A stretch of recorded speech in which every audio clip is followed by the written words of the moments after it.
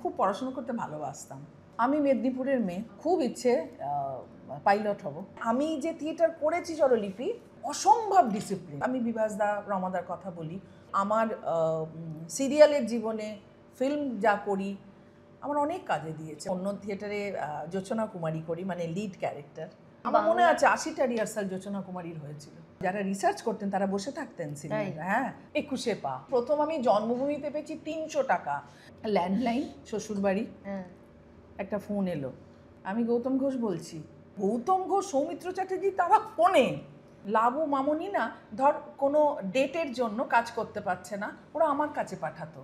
হয়তো বাংলা ছবিতে আমার অভিনয় করা হবে না, কিন্তু একটা দিন একটা সময় আসবে যে আমি সিরিয়াল করি বলে আপনি ছবিতে ডাকবেন। কোনো দিন বর পাইনি রে ভালো একটা।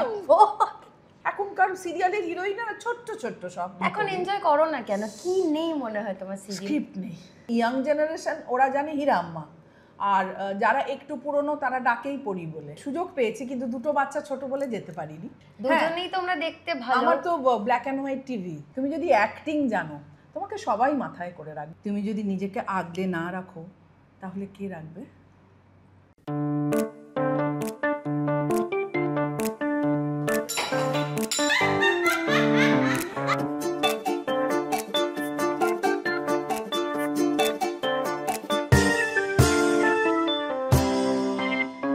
দশভুজা নাশে গুরুত্ব তার হয়, তার জীবন জুড়ে হাজারো পরাজয়। তবুও তার পথে থামার প্রথা নেই, আবলে যায় সরে চলার খেয়ালে, সীমানা ভোলার দুরালা সেই। কপালে লেখা টেখা কিছু নেই, আছে যা তাকে বলে ধপ। কপালে লেখা টেখা কিছু নেই, আছে যা তাকে বলে ধপ। গল্প জুড়ে তার শুরু হলো আবার বৈঠকে বৈঠক। গল্প জুড়ে তার শুরু হলো আবার বৈঠকে বৈঠক।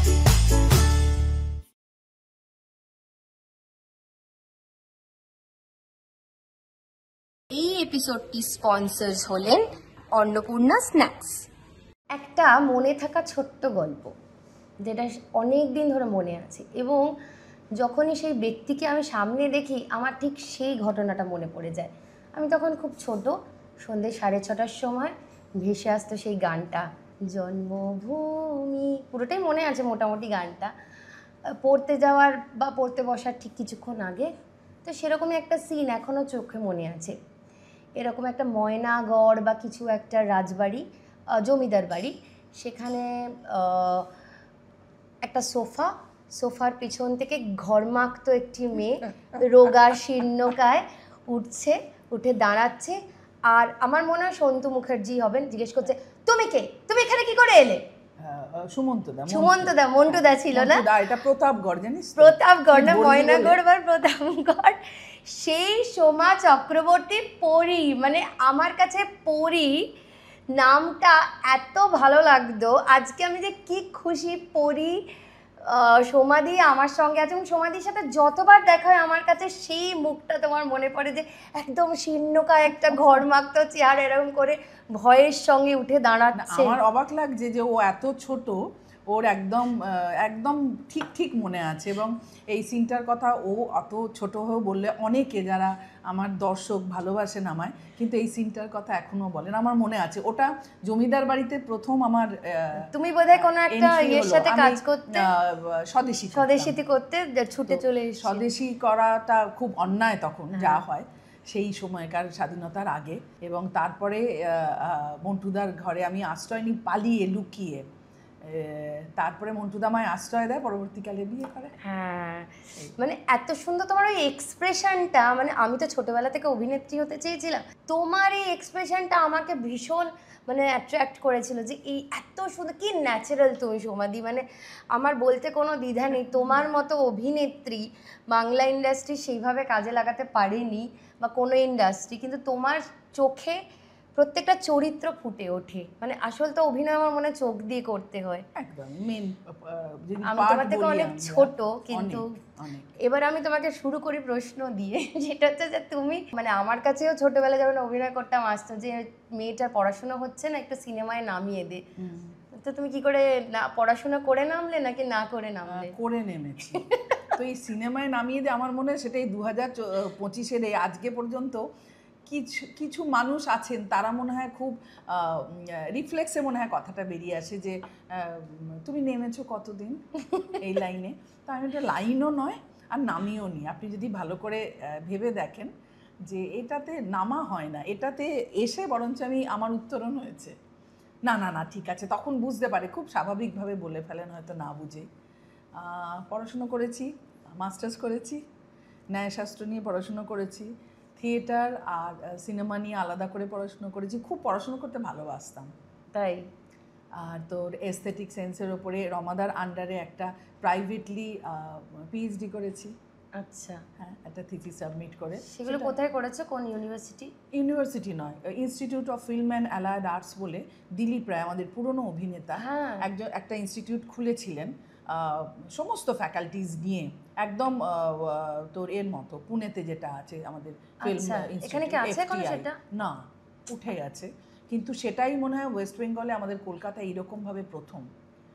প্রচুর ফ্যাকাল্টিজ, এবং আমরা সেখানে কোন থিয়েটারের আর্টিস্ট বল, ডিরেক্টর বল, আমি সৌমিত্র দাস, লীলাদি সবার কথা বলছি, আমরা এদেরকে মাস্টারমশাই হিসেবে পেয়েছিলাম এবং ওয়ার্কশপ করতাম আমরা।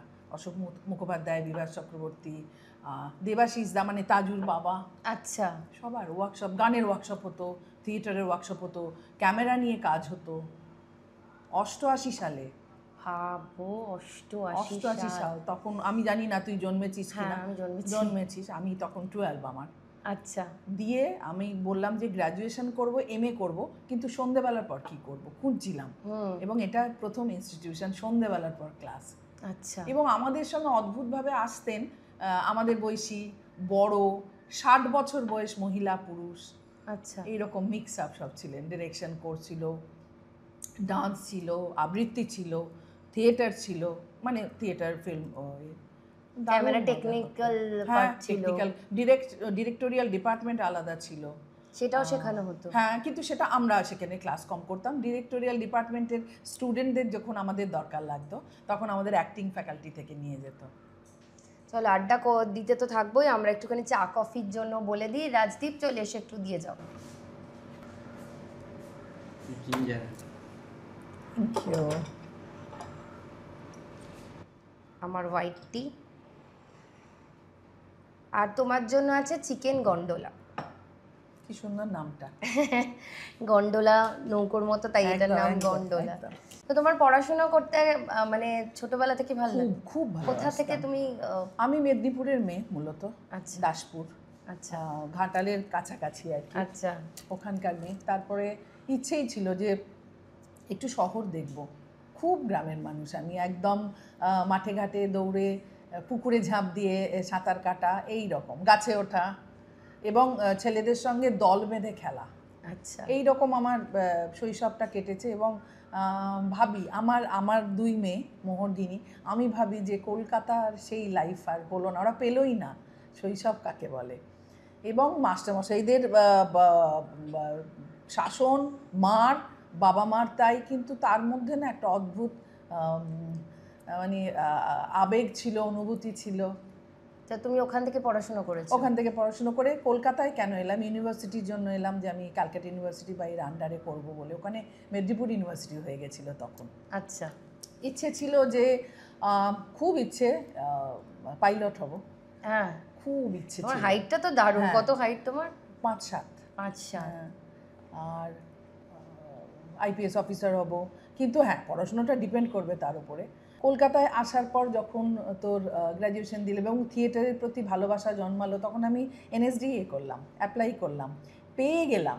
কিন্তু এনএসডি পাওয়ার সাথে সাথে আমার যেটা খুব আমার আফসোস হয় জীবনের, আমি তখন গ্র্যাজুয়েশন মনে হয় কমপ্লিট করেছি, থিয়েটার বিভাস চক্রবর্তী থিয়েটারে জয়েন করে গেছি, মানে হ্যাঁ সবগুলো সামলে আমি তখন অন্য থিয়েটারে ছোট ছোট পাঠ করতাম। আচ্ছা, সোয়াইক গেল যুদ্ধে, মাধব মালঞ্চি কন্যা। আমি মাধব মালঞ্চি দেখে আমি মনে হয়েছিল যে জীবনটা মনে হয় সঁপে দেওয়াও যায় থিয়েটারের প্রতি আমার প্রথম তারপরে কি করে গেলে না কেন? গেলাম না, মানে আমার ইউনিভার্সিটি এখানকার থিয়েটারে রিহার্সাল রেগুলার। আর থিয়েটার মানে আমি যে থিয়েটার করেছি স্বরলিপি, খুব সিরিয়াস, মানে আমাদের টাইম অসম্ভব ডিসিপ্লিন, আমাদের টাইমে আমাদের সেই থিয়েটারের শিক্ষাটাও না। আজকে আমি বিভাসদা রমাদার কথা বলি, আমাদের ব্যক্তিগত জীবনে, আমার সিরিয়ালের জীবনে, ফিল্ম যা করি, আমার অনেক কাজে দিয়েছে। মানে এদের কাছেও শিক্ষাটা ভীষণ বড় শিক্ষণীয়, যে ডিসিপ্লিন হতেই হবে তোমায়। সেটাই, সেই সময়ে অভাবে আমি যেতে পারলাম না। আমার ভুবনেশ্বরে আমার চান্স পেয়েছিলাম আমি, আমার আফসোস হয়, কিন্তু আমাকে বেছে নিতে বললো বড়রা, যারা গুরুজনেরা ছিলেন এবং শিক্ষক। বললাম যে কি করব। এবং থিয়েটারে, বিভাসদার থিয়েটারে যখন আমি অন্য থিয়েটারে জোছনা কুমারী করি, মানে লিড ক্যারেক্টার, তারপর থেকে তখন না সিরিয়ালের সামনের এই থিয়েটারের একাডেমির সামনের রোতে বসে থাকতেন গৌতম ঘোষ, বুদ্ধদেব দাশগুপ্ত, শম্ভু মিত্র, ওনার স্পেশাল এবং একটাই সিট ছিল। এরা সবাই থিয়েটার দেখতেন, আমি দেখেছি। তোমার তুমি নিজে এবং আমি জানি না যে এনারা দেখছেন। অনেক বড় মানুষদের তখন চিনতাম না। বিভাসদা টুক করে এসে বলল, ঠিকঠাক করতে হবে কিন্তু, সামনেরও তো অনেক গুণী মানুষরা বসে আছে, কিন্তু আমি তো দেখতে পাচ্ছি না। পরে কোনো সিনিয়র বা কাউকে বলতাম, ওইটা ছিল না, তুমি আলাদা করে দেখো কে এসছে না এসছে। বললো দেখে আয় সামনেরও থেকে বসে আছে তরুণ মজুমদার। কারা থিয়েটার দেখতে আসতেন থিয়েটারের ছেলে মেয়ে নেবেন বলে, আমাদের পারফরমেন্স সেভাবে করতে হতো। তুমি চান্স কি করে পেলে মানে থিয়েটারের?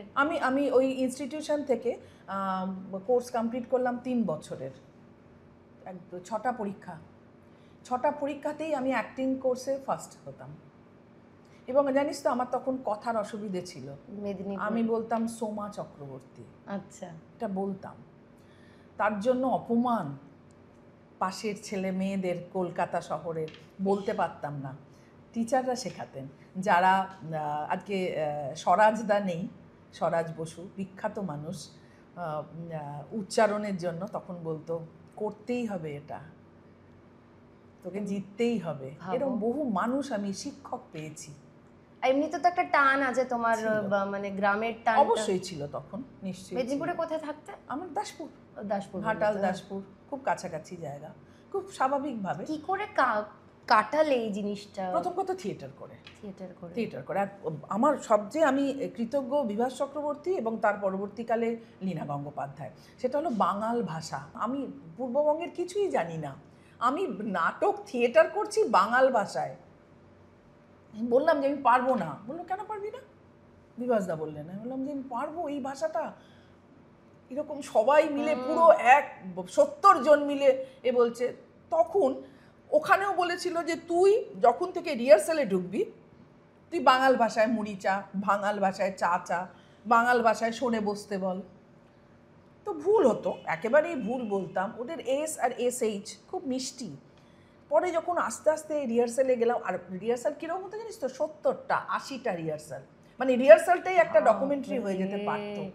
এগুলো ডকুমেন্টেড নেই বলে, এগুলো আজকে আমার মনে আছে 80টা রিহার্সাল জোছনা কুমারীর হয়েছিল।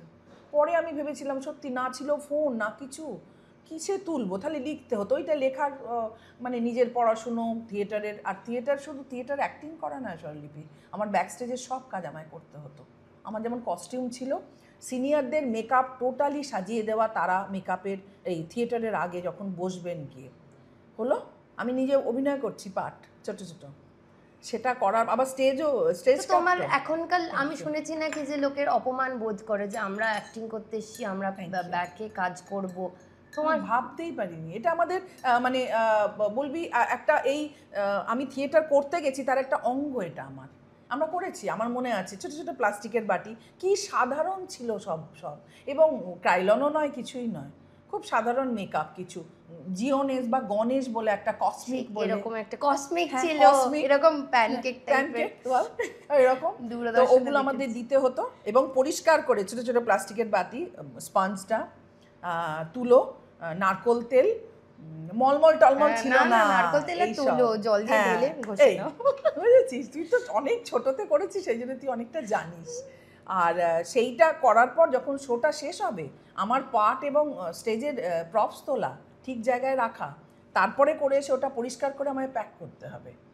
এটা করার পর যখন আমি এটাতে পরীক্ষায় পাশ করলাম তখন স্টেজের অ্যাক্টিং আর প্রপস সঙ্গে সঙ্গে এটা হলো 3 নম্বর। তারপরে কস্টিউম হলো, কোন কস্টিউম কাজ ছিঁড়ে গেছে ছেলে মেয়েদের, সেই কস্টিউমটা সেই কালারের সুতো দিয়ে সেলাই করা।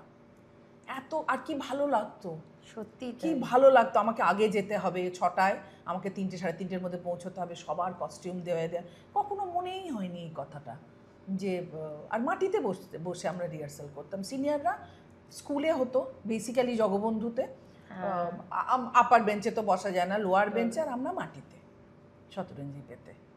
তোমার অভিনয় নিয়ে একজন বড় ডিরেক্টর বলেছিলেন নাকি যে এই যে থিয়েটার থেকে গ্রাউন্ড থেকে আসা মেয়ে যে ধূপ করে বসে পড়তে পারে, যে কোনোভাবে বসে পড়তে পারে, এইটা জেনারেলি নাকি শহরের মেয়েদের মধ্যে দেখা যায় না।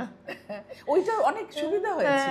যেমন ধরো তখন তো অনেক অন্যরকম ছবি হতো, অন্যরকম ডকুমেন্টারি হতো, প্রচুর দিল্লির কাজ করেছি। যেমন ধর গোবর দিয়ে মাটির বাড়ি লেপা, এটা খুব কঠিন কাজ, কিন্তু ওটা কেউ রেডি করে দিত, কিন্তু সেটা তোকে হাঁটু মুড়ে বসে দিতে হবে।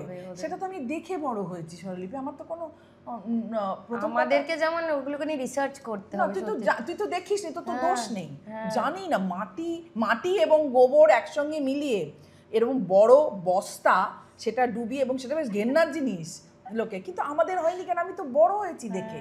যে পাশের বাড়ি এরকম আমার এক বান্ধবী ইলা, ওর নাম ছিল, ওদের দোতলা মাটির বাড়ি। ওই মাটির বাড়িটা না এখন আমার কাছে ছবির মতো পরিষ্কার, এত সুন্দর। কারণ কাকিমা, জেঠিমা, ইলার মা, জেঠিমা নিজেরা লেপতেন। আচ্ছা কি একটা সিস্টেম ছিল, একটা কায়দা, ওই কায়দাটা কেউ শেখায়নি ওনাদের, কিন্তু ওনারা করতেন। আর সেইটা করতে করতে না ওই ডিজাইনটা পড়তো। তুই গিয়ে ভাববি লোক করেনি, ওনারাই করেছেন মহিলারা, পুরুষরা। কিন্তু আমরা দেখতাম তো, খেলতাম যে। তারপরে ধর ধান সেদ্ধ করে সেটাকে শুকোনো কায়দা আছে, তোর পায়ে লাগবে, ধান ফুটে যায়। আল দিয়ে দৌড়ানো খুব কঠিন, কারণ আলের সাইডে না আর চুপ ঠিক এইটুকুই আলের সরুটা হয়। একটা সিরিয়াল করেছিলাম, তো আমার সিরিয়াল না তখন ওই হতো না আকাশ বাংলায় সাহিত্যের সেরা সময় টাইপের ছোট ছোট। আমি আর পাউলি প্রথম একটা মৌরি ফুল বলে করেছিলাম, পাউলিদা আমার সেটাতে মিলনদা আমাদের বলছে আমার ছিল মৌরি ফুল আলের মধ্যে দিয়ে, মিলন রায়চৌধুরী বললো যে দাঁড়া আমি করে দেখাচ্ছি, অত বড় চেহারা তো মিলনদা, হ্যাঁ আমি বলছি আমি করে নিচ্ছি, দাঁড়া আমি দেখাবো স্বরলিপি। তখন সবে কাজ করতে এসেছি, মিলনদা একটু দৌড়লো, ধাপ পুরো আধ ঘন্টা খুব এনজয় করেছে, এবং থিয়েটার আমাকে অনেকটা এগিয়ে দিয়েছে। তারপরে সিরিয়াল না সিনেমা প্রথমে অফার এলো বড় পর্দা?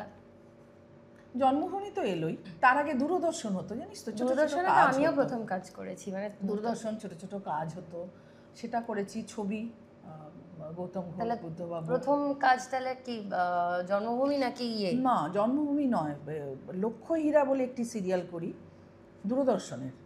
কল্যাণদা বলে একজন স্টেশন ডিরেক্টরই ছিলেন, উনি ডিরেকশন দিয়েছেন লক্ষ্যহীরা। তখন আমাদের লাবু, শঙ্করদা, কুশল, সুভাষিসদা, এদের সঙ্গে অর্জুনদা। এবার লক্ষ্যহীরা মানে ওই যে মেন রানীটির গল্প, যে কুষ্ঠ, শঙ্করদার কুষ্ঠ হবে, কিন্তু তাকে ওইভাবে একটা পৌরাণিক গল্প ছিল দিয়ে, ওইভাবে অনেকটা বেহুলা লক্ষিন্দরের মতো। আচ্ছা, দিয়ে ওর কুষ্ঠ সাহেব অ্যাকচুয়ালি ও রাজা ছিল, এই রকম তখন গল্প। আর তখন কিরকম হতো 13 এপিসোড, 26 এপিসোড, এবং আজকে সিরিয়ালটা ধর 2025-এ শ্যুট হলো, সেটা দেখানো হবে 27 বা 29-এ। এই জন্য অনেক আগে পরে হয়েছে, পরে সিরিয়াল আগে দূরদর্শনে। মনামি দিয়েও বোধহয় তখন করেছিল একটা, সেই যে মনামি করেছিল, ঠিকই বলেছিস। একটা কিসে যেন ছিল 13টা এপিসোডে ওইরকম। আমি তো তখন দূরদর্শন দেখতাম। হ্যাঁ, দূরদর্শনই ছিল। ধরো তুমি এইটা কবে লক্ষ্যহীরা মোটামুটি তোমার কি মনে হয় 91, 92, 3 এরকম। আমার 10 বছর বয়স। আর ধর একটা মানে সিরিয়ালগুলো শ্যুট হলো তো, আবার ধর 6 মাস বন্ধ, আবার হবে। এবার ডিরেক্টর বা এরা বলতেন, এই তোদের চেহারাগুলো ঠিক রাখ, মোটা হোস না যেন তোরা, এইরকম হতো তখন কাজে। তারপরে এটা করতে করতে সিরিয়াল শুরু। হ্যাঁ, জন্মভূমি শুরু করা মানে ওনারা ডাকলেন এই জন্মভূমি কি করে হলো বলো? জন্মভূমিতে নাকি বিপাশা বাসুকেও ডেকেছিল শুটিং করার জন্য। তাই? আচ্ছা, এটা রানাদা বলে, সুদেশনা তা নিশ্চয়ই জানবে ওরা। তো তখন তো লুক সেট এই ছিল না কিছু, আর ডাকলো বলে আই তুই বিভাসের ইন্দোর সেন ছিলেন। আমি বললাম হ্যাঁ আয় তো একবার দেখি তোকে পাঠ করতে পারিস। আমি বললাম হ্যাঁ। তো বললো কিছু করলাম, কোনো লুক সেট নেই কিছু নেই, ফ্লোরে গেলাম। ফ্লোরে বেশ ভালো ছিলাম, 2-3 মাস 6 মাস বেশ ভালো ছিলাম, কারণ সব থিয়েটারের আর্টিস্ট অভিনয় করছি একদম। মৌসুমী ছিল আমার সঙ্গে, আরও ছিল সুব্রত বলে মনোজদার গ্রুপের একটি ছেলে ছিল। খুব আমরা তখন স্বদেশী, সারাক্ষণ 2টো করে তোর কলা বিনুনি আর চেক গাছকোমর করে শাড়ি, ঘটিয়াতা ব্লাউজ, আর সারাক্ষণ ছোট রিভলভার বা পিস্তল এতে, কারণ আমরা স্বদেশী করি। আর এরকম করে খুব ভাল লাগতো যে আমরা তো এই সময়টা দেখিনি, কিন্তু শুনছি যারা সিনিয়র এবং ওখানে যারা রিসার্চ করতেন তারা বসে থাকতেন সিনিয়র, হ্যাঁ বোঝাতেন সময়টাই এই হবে। কতটা সময় ধরে শুটগুলো হতো তোমাদের? না খুব ডিসিপ্লিন ছিল, তাই না? বিকেলবেলা খুব ডিসিপ্লিন ছিলেন। ইন্দোর সেন বলে নয়, সময়টাই ডিসিপ্লিন ছিল আমাদের। আমি কি পারিশ্রমিক চাইতে হবে জানি না, জানিস তো, বুঝতেই পারতাম না। গিয়ে বিভাসদাকে জিজ্ঞেস করতাম, রমাদাকে, কারণ এরা আমাদের স্যার ছিলেন বলে কি রে তোর পারিশ্রমিক আমি বলবো, আমরা কি চাইতে হয় জানি না। আচ্ছা ঠিক আছে তুই যা। তারপর আবার বলতো তুই কিন্তু অনেক টাকা চাইবি না। বললাম না কি চাইবো সেই জন্য। ওনারা বলে দিয়েছেন, ওনারাই ফোন করে বলে, মানে এইটা ছিল প্রথম। আমার জাস্ট এমনি জিজ্ঞেস করতে কত পেয়েছিলে, সেটা তো তোমার আনন্দ নিশ্চয়ই হয়েছিল, রোজগারের টাকা। আমি বলছি রাজাদার সিরিয়াল ছিল 21 পা। 21 পাতেই বোধহয় মনামেদি ছিল। 21 পা করেছি আমি, দেখেছি 21 পাটা। আমি তোকে বলছি প্রথম আমি জন্মভূমিতে পেয়েছি 300 টাকা, সেটা আমার কাছে অনেক টাকা। আচ্ছা আরেকটা হলো ইন্দোর সেন আর একটা সিরিয়ালে এন বিশ্বনাথন ছিলেন, তার সঙ্গে এখানে চায়না বোল বলে লেকের পাশে চায়না বোল বলে এখন যেখানে তো হোয়াটসঅ্যাপ ক্যাফে হয়েছে, তার নিচে চায়না বোল বলে পুরনো খুব অথেন্টিক একটা চাইনিজ রেস্তোরাঁ ছিল। তো চায়না বোল আমাদের শ্যুট হলো এবং সেখানে চায়না বোলের সামনে দাঁড়িয়ে আসলে আমরা আমাদের বিশেষ করে মেয়েদের অল্প বয়সী 4টে-5টার মধ্যে প্যাকআপ, আচ্ছা, এবং হাতে টাকা, ভাউচার সই করতে হতো। তুই কি ওটা করেছিস? ভাউচার সই করেছি, লাস্ট সিরিয়ালও করেছি। ও তাহলে তো তোর অনেক বয়স। হ্যাঁ, ভাউচার সই করে আমার থেকে বড় তুই। আমি মানিক করেছি তো দূরদর্শন, ইন্দোর সেনের সাথেও কাজ করেছি।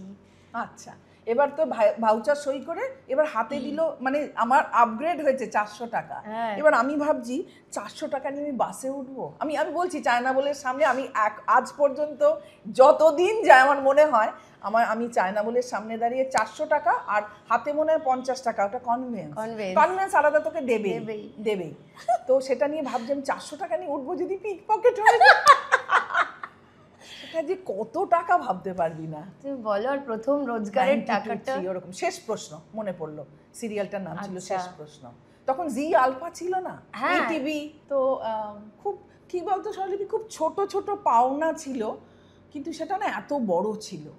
আন্তরিকতা, আবেগ, ভালোবাসা এইটা ছিল, টাকা ছিল না। হ্যাঁ, টাকা ওইটা ছিল না, কিন্তু তুই যেটা পাবি উল্টো দিক থেকে, কাজটা করে কি আনন্দ আর কি অ্যাপ্রিসিয়েশন, নতুন কিছু শেখা যেত। এরা কত জানে। ডিরেক্টররা আমাদের ছোট ছোট কাজ দেখতেন, বলতেন, আর আমাদের সব কিছু হতো নন্দনে। এখন তো প্রিমিয়ার এতগুলোতে হয়, নন্দনে প্রিমিয়ার হতো। যে প্রথম ছবি কি করেছিল? প্রথম ছবি আমার মনে হয় বাবু না গৌতম ঘোষ, কোনো একটা আগে পরে হবে। দেখাটা তো বোধহয় পরে নাকি? দেখা পরে সৌমিত্রদার সাথে। ওটা তখন আমার বড় মেয়ে সবে সদ্যজাত সন্তান। তাই? হ্যাঁ, একদম বাড়ি থেকে। আর আমার মানে গল্প যা হয়, বয়সটা বাড়ছে তো ঝুলিটা ভারী হচ্ছে। ল্যান্ডলাইন, শ্বশুরবাড়ি, একটা ফোন এলো। আমি গৌতমদার গলাটা একটু সরু মতো না, আমি গৌতম ঘোষ বলছি। আমি বলছি ভুল শুনছি। হ্যাঁ, সোমা সৌমিত্রদা একটু কথা বলবে। এবার গৌতম ঘোষ, সৌমিত্র চ্যাটার্জি তারা ফোনে। আমি বলছি হ্যাঁ সোমা, তুই বিবাহের গ্রুপে করিস না? আমি বললাম হ্যাঁ দাদা। আমি সৌমিত্র চ্যাটার্জি বলছি। বললাম হ্যাঁ দাদা। আমি না বুঝতে পারছি না যে আমি ঠান্ডা হয়ে গেছি, হাত কাঁপছে। শোন, গৌতম একটা ছবি করছে, আর কি সুন্দর, কোনো ভনিতা নেই, এইরকম মাপের একজন অভিনেতা এবং মানুষ, এখন যেমন অনেক ভনিতার মধ্যে দিয়ে আমাদের যেতে হয়, তো বললো একজন রিয়েল প্রস্টিটিউটকে আনা হয়েছিল, আমরা সারাদিন চেষ্টা করেছি, কিন্তু যেই তার বুকের কাপড় খুলে যাচ্ছে তিনি হয়ে যাচ্ছেন, কনসাস হয়ে যাচ্ছেন, এবং তিনি ভয় পাচ্ছে, লজ্জিত বোধ করছে, মানে কিরম একটা হয়ে যাচ্ছে। আমরা অনেক চেষ্টা করেছি, আর আমি না বিভাসের দলে তোকে দেখে আমি বলেছি তুই করে দিতে পারবি। আমি বললাম যে দাদা আমার সন্তান 3 মাসের, বুকের দুধ খায়, আমি স্টিচ হয়েছে, আমার সিজারিয়ান, আমি বললাম আমি দৌড়াতে পারবো না, সাইকেল চালাতে পারবো না, সিঁড়ি দিয়ে দৌড়ে ওঠা আমি এগুলো পারবো না, আর আমাকে তো আমি খুব বেশিক্ষণ পারবো না, ও তো বুকের দুধ খায়। বললো তুই একবার আসতে পারবি সন্ধ্যেবেলা? বললাম হ্যাঁ, অরোরা স্টুডিও, যেখানে এক আকাশের নিচে। সল্ট লেক নয়, আমি তোকে বলছি মানিকতলা। ও আচ্ছা। অরোরা স্টুডিও গেলাম, ভাঙা বাড়ি ওপাশে, তার পরবর্তীকালে এক আকাশের নিচে করেছি, ভাঙা বাড়ি, পুকুর, অপূর্ব লোকেশন, শুনলাম নাকি সেটা নেই এখন। তো গেলাম, বৌদি গৌতম দাস স্ত্রী বললো কি একটা বলেছিল এর সময় এরকম শাড়ি বা এ আছে। আমি কি করলাম, আমার যে আয়া মাসিটি এসেছিল না, ওরা ওই রকম একটা চকরা বকরা চকচকে, তা আমি দেখলাম একটা শাড়ি পরে এসেছে এরকম চকচকে, আমি বললাম দিদি তোমার শাড়িটা একটু দেবে? বললো আমার শাড়ি? বললাম দাও না, ওই শাড়িটাই পরতে দিয়েছে। তো বৌদি বললো আমিও নিচ্ছি সময়, হঠাৎ করে তো তুমি একবার আসবে। ও কি সেদিনই গৌতম দার আমার একটা কোনো পাসিং শট নিয়ে নিলেন আর কি, বা এরকম কিছু। গেলাম, গিয়ে ওরকম একদম মানে একদম 50-100 টাকা, মানে যারা ধর্মতলায় দাঁড়াতো, কি দারুণ, মানে কালকেও আমরা ওটা বার করে দেখেছি যখন তোমার ইয়েটা। এবং বললো, এবং আরও অভিজ্ঞতা বলি স্বরলিপি, বললাম তো 1 ঘন্টায় হবে না এটা।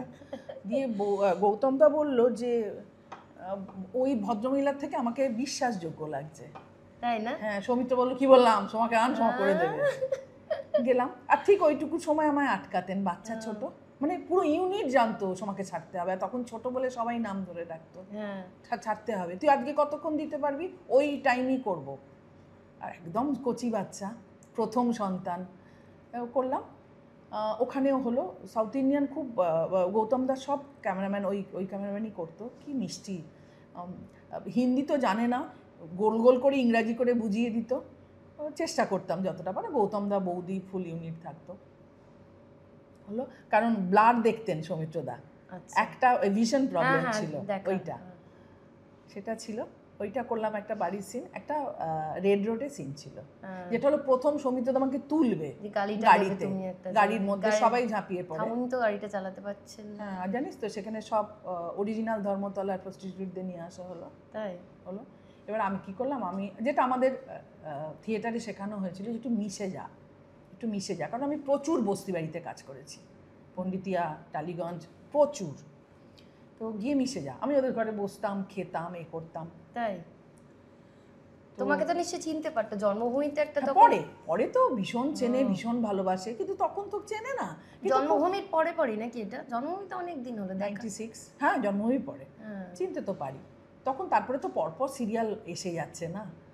আর তোর রেড রোডে যখন গেলাম, তখন একজন ভদ্রমহিলাকে আমার আজও মনে আছে, কিন্তু ফোন নাম্বারও নেই, কিছু নেই, জানতে ইচ্ছে করে যে উনি কোথায়। তখন আমাকে বললো তুমি কোথায় দাঁড়াও, আমি বললাম যে তুমি কোথায়? বললো ধর্মতলায় যে দূরপাল্লার বাসগুলো ছাড়ে আমি, তুমি কাছাকাছি তো? খুব কষ্ট হলো, কারণ আমি তো আমাকে বলতেই হবে আমি অভিনেত্রী। খুব অ্যাফেকশনেটলি হাত ধরেছিলেন, তাই খারাপ লেগেছিল। মানে এইটা কিন্তু মানে আমি যখন বললাম যে আমি একটু আমার থেকে এজেড ছিলেন, আমি বললাম যে আমি অভিনেত্রী, কারণ ওই যে অনেকগুলো মেয়ে অ্যাম্বাসাডারের মধ্যে সৌমিত্রদাকে মানে যাতে মানে অ্যাট্রাক্ট করি আমরা আর কি, কাকে নেবে তুমি, এরকম ছিল একটা, এবং সেটা তো ওই রকম করে যেতে হবে। এবার ওদের সঙ্গে আমি পারছি না, জানিস তো, ওরা তো অরিজিনাল। তারপরে ডিরেক্টর আর শোন, একটা সময় দেখলাম অ্যাম্বাসাডারের উপরে বাঁধা গৌতম দা শুয়ে আছে ক্যামেরা নিয়ে। আমি বললাম ওরা তো এরা বলছে দিদি আপনারা ওকে একটু ঢুকতে দিন। আমি ওদের শক্তিতে পাচ্ছি না, আমি যে সৌমিত্রদার কাছে যাব, তারপরে তো শটটা আমার নেবে, সৌমিত্রদা আমাকে তুলবে যে ওই মেয়েটা, এই তুমি এসো, পছন্দ করতে হবে তো, সেটা আমি সুযোগ পাচ্ছি না তো ওদের কাছে। আমি বুঝতে পারছি ওদের শারীরিক শক্তি এত, এবং 50 টাকা বা 100 টাকা ওই রাতটা গেলে পাবো আমি, বুঝেছিস? তারপর আমি ভদ্রমহিলাকে বললো তুমি তাহলে ডিউটির পর তুমি চলে এসো না, দেখা হবে। আমি ওনার হাত ধরে বলেছিলাম যে আমি অভিনেত্রী। মানে ওই বিশ্বাস করেছিল? হ্যাঁ, বিশ্বাস যে পিছিয়ে যাওয়াটা না ওনার, যে আমি আলাদা, মানে আমি ওর এতে নই। আমি হ্যাঁ, কিন্তু আমি না ভাবি যে তখন যদি গিয়ে ওই বাস স্ট্যান্ডে খুঁজতাম হয়তো পেতাম, কিংবা পেতাম না, জানি না, কিন্তু এইগুলো একটা অভিজ্ঞতা। মানে এবার তোমার এত ঘটনার পর যেটা জানতে ইচ্ছা করে যে অত ভালো ক্যারেক্টারের পর লিড ক্যারেক্টার কেন তোমার সেরকম ছবিতে আসেনি? এটা আমিও ঠিক জানি না, তবে চেষ্টা করেছি, জানিস তো, যে বাড়িতে বসে আমাকে কেউ এসে নাড়ু খাইয়ে দেবে, এটা করিনি, চেষ্টা করেছি। জন্মভূমি করার সময় যখন ওই রকম চরিত্রটা ওই জায়গায় গেল, 7 বছর ধরে একটা সিরিয়াল করলাম, আমার বিয়ে হলো, 4 বছর বাদে মোহর পেটে এলো, মোহর হলো, মোহরের 2 বছর বয়স হলো, জন্মভূমি শেষ হলো, একটা লম্বা জার্নি। তারপর আমি অনেক সিরিয়ালে লিড রোল এবং চান্স পাচ্ছি, সমানে কাজ ছেড়ে দিচ্ছি। তখন যখন আমি একটা কথাও বলি, এই যে লাবণী বা ইন্দ্রাণী হালদার, মামনি, লাবু মামনি, দোলন তখন কাজ করে, পরবর্তীকালে শ্রীলেখা এলো। লাবু মামনি না, ধর কোনো ডেটের জন্য কাজ করতে পারছে না, ওরা আমার কাছে পাঠাতো। এই সক্ষতাটা আমাদের ছিল, কিন্তু খুব গুটি কয়েক হিরোইন ছিল তো, সোমা আমি পারছি না, তোর কাছে পাঠিয়েছি, কথা বলে নে। আচ্ছা, এটা পেয়েছি। এবার তখন সেই ডিস্ট্রিবিউটর অফিস ছিল, তোর যখন একটা চরিত্রের কথা হয়, ডিস্ট্রিবিউটরের অফিস থেকে তোর সঙ্গে কথা বলতে আসে, এবং সেখানে জন্মভূমির ফ্লোরে, মানে যেখানে টেকনিশিয়ান 2-তে হতো, আমাকেও বলেছিলেন, আমার মনে নেই তারা কারা, না আসলে আপনার তো ভীষণ মানে ফেসটা ভীষণ ওভার ইউজড, মানে প্রত্যেক দিন আপনাকে দেখা যায়, বলা যায় না গায়ের রং নেই কিছু, হ্যাঁ অবশ্যই গায়ের রং কালো আর ভীষণ ওভার ইউজ, হ্যাঁ, আর লম্বা মেয়েরা, বাঙালি মেয়েরা, আমাদের তো ওরকম হিরো নেই, তো অনেক এক্সকিউজ, সেখানে গোল, ফর্সা, মিষ্টি হতে হবে, তো কোনোটাই আমি নই। গোল, ফর্সা, মিষ্টি, 3টে। তো এখনো তো তোমার মনে হয় সেই ট্রেন্ডটাই চলছে? একেবারে নয়, মাঝখানে ভেঙেছিল এই বুদ্ধবাবু, গৌতম দা, ঋতুদা, নাহলে ঋতুদার 20 নম্বর মালতীবালা লেন, যেটা জি বাংলার অরিজিনাল ছবিতে আমার আছে, কেন ঋতুদা আমাকে নিয়ে কাজ করলো, তো সেটা ছিল, এবং তারা বলেছিল, কিন্তু তুই জানিস লিপি, আমি সেইখানে দাঁড়িয়ে ওনাদেরকে বলেছিলাম যে হয়তো বাংলা ছবিতে আমার অভিনয় করা হবে না, কিন্তু একটা দিন, একটা সময় আসবে যে আমি সিরিয়াল করি বলে আপনি ছবিতে ডাকবেন। পরবর্তীকালে তাই হয়েছে, আসলে আপনাকে তো অনেক সিরিয়ালে দেখি, এই মায়ের চরিত্রে আপনাকে নিতে চাইছি। পরবর্তীকালে মা, কাকিমা বা বৌদি, সৌমিত্রদার এগেনস্টে আমি অনেকগুলি কাজ করেছি, কখনো তার ছেলের বউ, নোবেল চোর করেছি, অনেক ছবি করেছি মিঠুনদার এগেনস্টে ধর।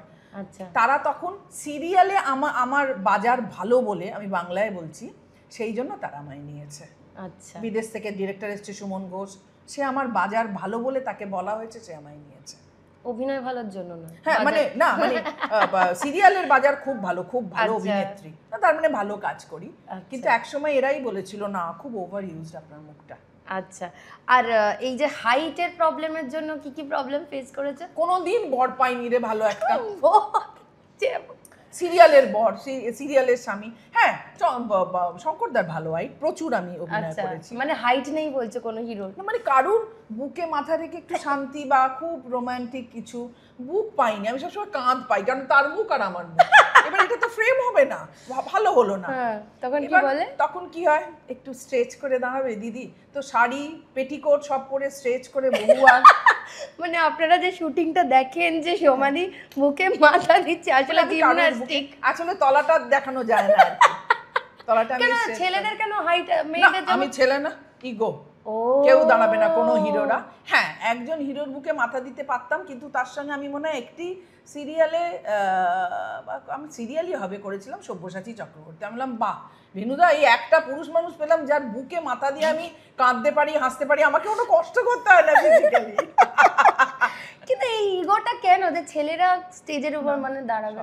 আর ছেলের আরেকটা হলো, ধর এখন যেমন এই একদম এখনকারের কথা বলছি, এখনকার সিরিয়ালের হিরোইনরা ছোট্ট ছোট্ট, সব বয়সও অল্প, ছোট্ট, আর তাদের 20-22 হয়ে গেছে, তারা আর খুব বেশি বার বাড়বে না।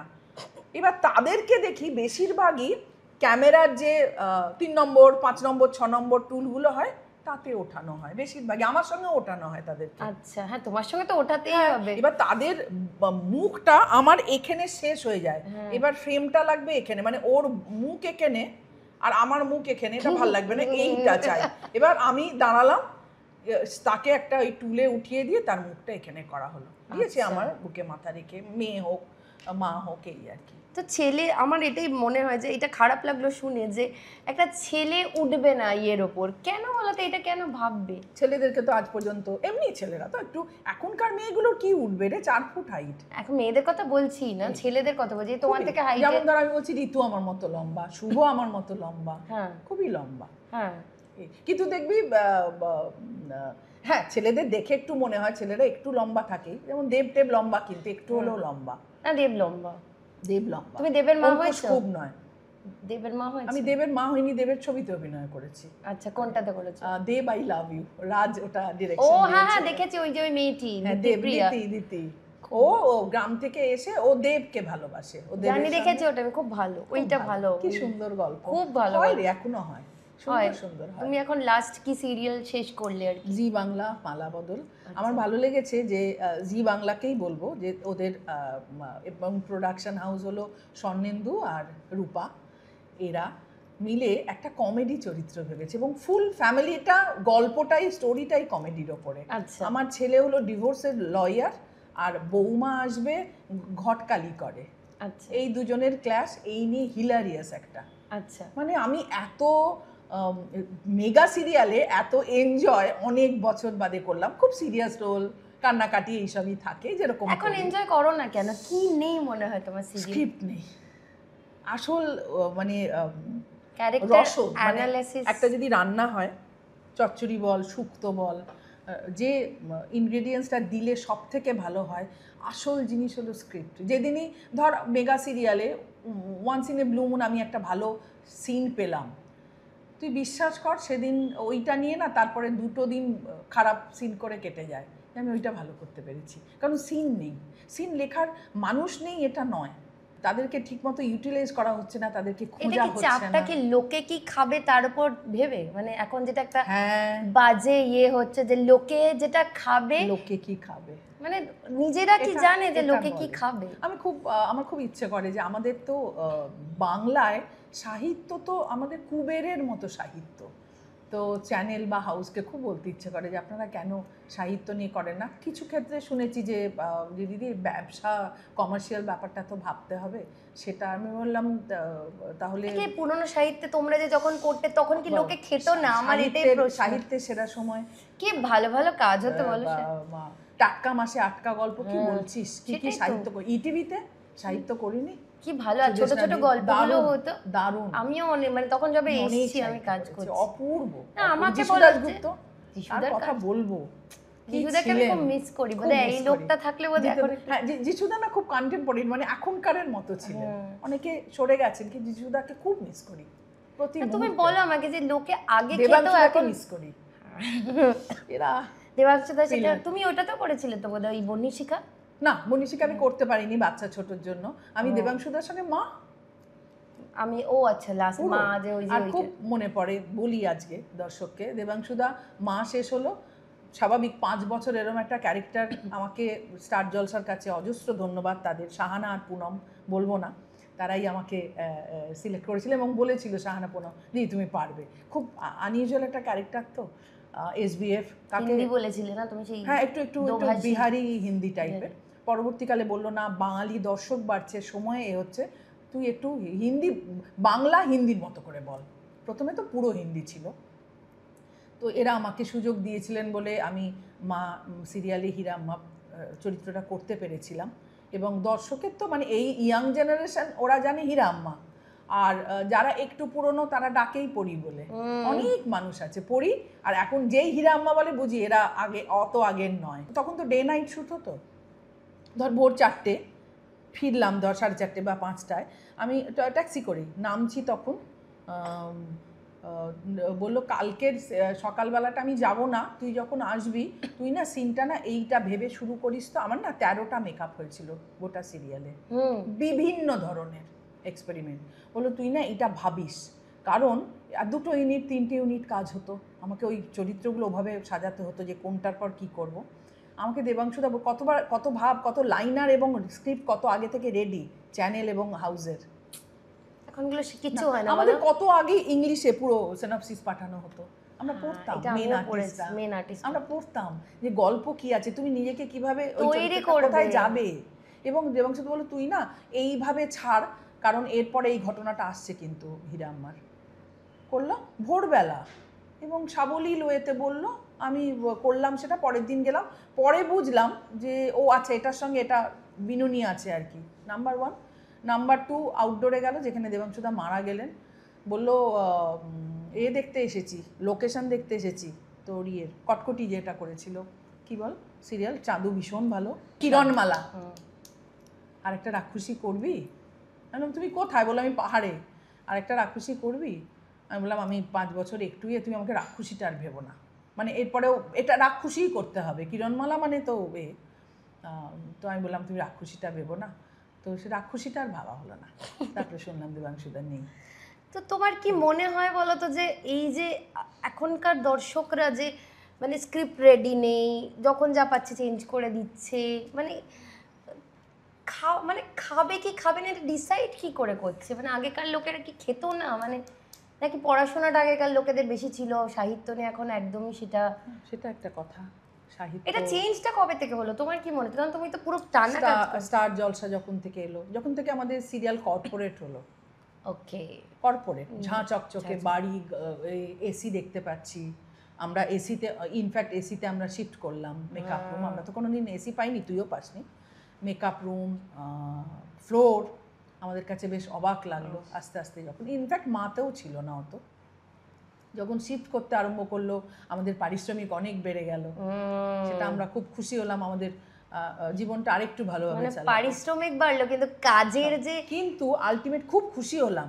কিন্তু আমরা যারা পুরনো মানে মেগা সিরিয়ালের প্রথম থেকে মানুষ, তারা ভাবলাম যেটা যে এনরিচটা হবে সিরিয়ালের ক্ষেত্রে বা এর ক্ষেত্রে, হয়নি, প্রথম হয়নি তা নয়, একেবারেই না। মা হয়েছে, দুর্গা হয়েছে, বন্ধন হয়েছে, অসম্ভব ভালো ভালো সিরিয়াল হয়েছে, বউ কথা কও হয়েছে, কি বলবো মানে হয়েছে।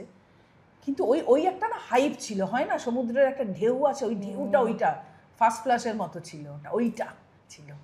তারপরেই পড়ে গেল, তারপরে পড়তে আরম্ভ করলো। আফটার কোভিড তো শেষ, মানে এখন নিজেরাই যখন করি বা এখনো ঝগড়া হয়ে যায় যে এটা কেন বলবো, এটা তো যায় না, বা এই মায়ের সাথে যায় না, বল না। তারপরে ভাবো এখনকার মেয়েরা ওরকম কাঁদছে, ভাবছে, মানে এই সময়ে দাঁড়িয়ে কি শেখাচ্ছি আমরা।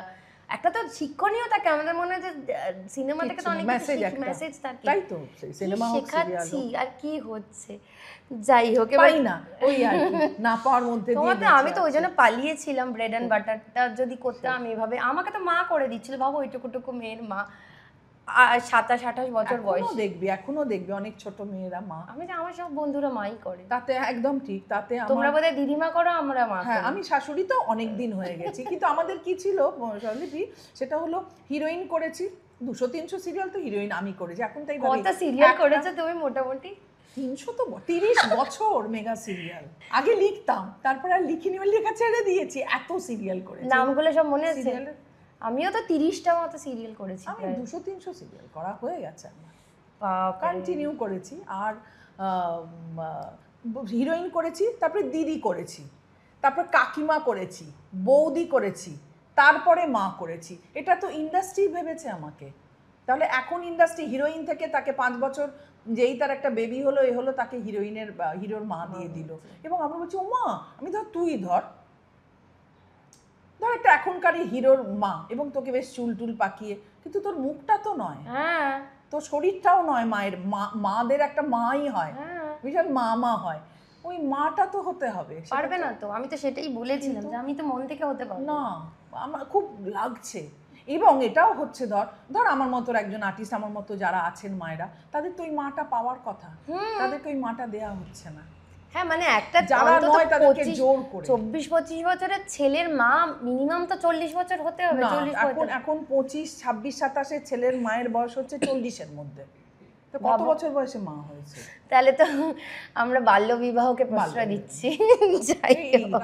আমি তো বললাম যে সমাধির সাথে গল্প করতে আমাকে রিসার্চ করতে হবে না, কারণ আমি মোটামুটি সমাধির সব চরিত্র ওই দেখেছি এবং সত্যি কথা অগ্নি পরীক্ষাতে তোর সঙ্গে হয়তো ডিরেক্ট আমি জানি না পাঠ করেছে কিনা, কিন্তু ওখানে তুমি তো ওখানেই আমার থাইরয়েডের কথা বলেছিলে, আমি কাঁদছিলাম ভ্যাঁ ভ্যাঁ ভ্যাঁ ভ্যাঁ করে, রোজ ছাদে পালাতাম গিয়ে। এবার আসি তোমার একটু প্রেম করে রানাদা, একদম একটু রানাদার গল্প শুনি। আমি কোনো রানাদার সাথে তো আমি জানতাম না যখন আমি কাজ করেছিলাম। রানা ডিরেকশন কোর্সে ছিল, খুব ভালো স্টুডেন্ট, পড়াশোনায় ওর পড়াশোনাটা খুব প্যাশন বলতে পারিস। এবং আমি ধর এতদিন যে অভিনয় করেছি, সত্যি আজকে আমার দুটি মেয়ে, তারা বড় হয়েছে, বড় মেয়ে এখন বম্বেতে কাজ করছে, ছোট এখানে। এত বড় লম্বা পথটা রানার মতো একজন মানুষ সাথে ছিল বলে অনেকটা সহজ হয়েছে, অনেক হেল্প করেছে।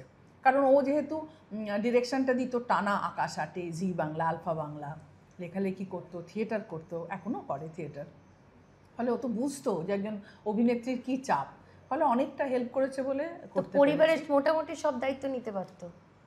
হ্যাঁ, সে তো নিয়েছে, মেয়েদের দায়িত্ব মূল আমার। তারপরে তো কাজের লোক, যে তুমি একটু তাদের তো ওষুধটা ঠিক মতো, আয়া বা কাজের লোক যাই বল, কখনো ঘুমিয়ে পড়তে পারে, কখনো কিছু করতে পারে, সেটা অনেকটাই করেছে, অনেকটা। তাই আর বাদ বাকিটা আমি করিনি, মানে ওই যে মনে হয় ওইটা তো মেন কাজ, ওটা যখন হয়ে গেছে বাদ বাকিটা আমি শুটিং করে করে। তুমি তার মানে বলতে চাইছো মানে আলাপটা কি করে হলো বলে? প্রেমের ওখানে গিয়ে আলাপটা কিন্তু ঝগড়া থেকে। আচ্ছা, সেটা হলো ও ডিরেকশন কোর্সে ছিল, আমি অ্যাক্টিং কোর্সে। ও যখনই ওই ছোট ছোট 5 মিনিটের ছবি করতে হতো আমাদের তো টাকা ছিল না, ওই ইনস্টিটিউশন থেকে যতটুকু দিত ওই ক্যামেরা লেকে এসে, আমাদের সব আউটডোর লেক, কারণ আমাদের আর কিছু ছিল না করার মতো, বা কারুর বাড়িতে কোনো লাইট ইকুইপমেন্টস কিছুই নেই। তো এই 2 মিনিট 5 মিনিটের ছবি ঠিক আছে করা হতো। রানা যখনই নিত তখন একটা ফর্সা সুন্দর মেয়েকে বাঁচত। দেখো কি আমাদেরই অ্যাক্টিং ফ্যাকাল্টি থেকে কিছুতেই নিত না আমায়, জানিস তো। আমি রানা ভীষণ ফর্সা, টুকটুকে, ভীষণ লম্বা, আমার খুব রাগ হতো সব সময় ও ওকে নেয়।